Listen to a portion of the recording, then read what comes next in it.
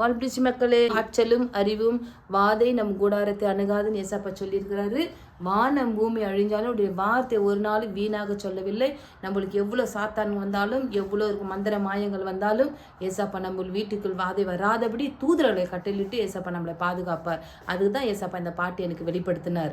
இந்த வாதை நம் கூடாரத்தை அணுகாதபடி ஏசப்பா நம்மளுக்குள்ளே இருந்து நம்ம வீட்டை சுற்றிலும் காவல் தூதர்களை அனுப்பி சம்மன்ஸுகளை அனுப்பி நம்மளை பாதுகாப்பார். அதுக்காக ஏசப்பாவுடைய வார்த்தை தான் எடுத்து இந்த பாட்டா ஏசப்பா நம்மளுக்கு கொடுத்துருக்கிறாரு. திருப்பாடல்ல தானியேல் பாட்டு பாடி ஏசப்பாவை மகிமைப்படுத்துறது போல நாமளும் நம்மளுடைய வாழ்க்கையில பாட்டு மூலியமா ஏசப்பா நம்மளுக்கு மகிமை தருவார். ஓகேங்களா?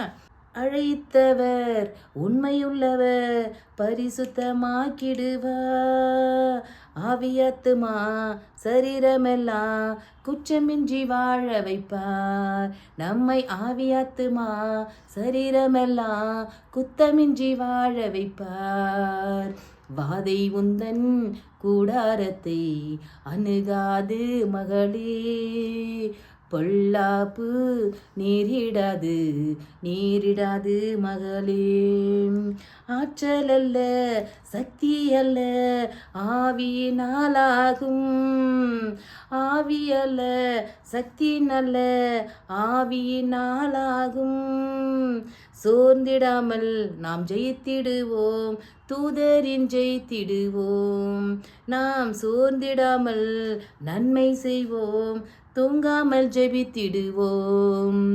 வாதை உந்தன் கூடாரத்தை அணுகாது மகளே, பொல்லாப்பு நேரிடாது மகளே.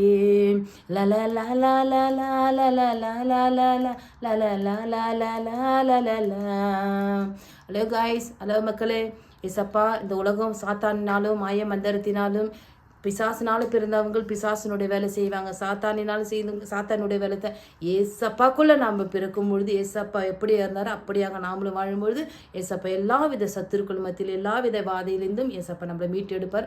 உண்மை உள்ளவர் 30 கோடி தேவர்களே என் தேவன் இயேசு கிறிஸ்து ஒருவர் ஜீவனுள்ள நல்ல பிதா சுதன் பரிசுத்தாவின் பேராலே. ஆமென். God bless you.